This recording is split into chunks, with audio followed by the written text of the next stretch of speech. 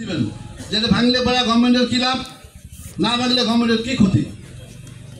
আমার এখানে গভর্নমেন্ট যদি 2000 2500 কোটি টাকা খরচ করে, গভর্নমেন্ট এখানে কী পাবে? কিছুই পাবে না। তার আউটপুট কি, তার কস্ট বেনিফিট কি? সে কী পাবে? সে পাবে একটা জিনিস, পাবে, পরিবেশও পাবে না। সে একটা জিনিস পাবে, কোর্টে রায় আছে তাই আমি করছি, আমি কোর্টের কথা শুনছি। কোর্ট এমন একটা জিনিস যা রায় থাকলে প্রায় সবাই সে কাজটা করার জন্য আগ্রহ করে, কিন্তু কোর্টকে তো আমাকে বোঝাতে হবে। আমি নুরুল আমিন ভাইকে অনেক ধন্যবাদ জানাচ্ছি, উনি প্রথম দিকে অনেক সুন্দর একটা বক্তব্য দিয়েছেন। আগে আপনারা ঠেকান, আমার অনেক সাংবাদিকের সাথে কথা হয়েছে, তারা বলছে যে আপনারা আগে ঠেকান, তারপরে কী করতে হয়, কী লিখতে হয় আমাদের কাছে তথ্য দেন, আমরা লিখব। আগে আমাদের ঠেকান। তা ঠেকানোর জন্য আমাদের কী করতে হবে?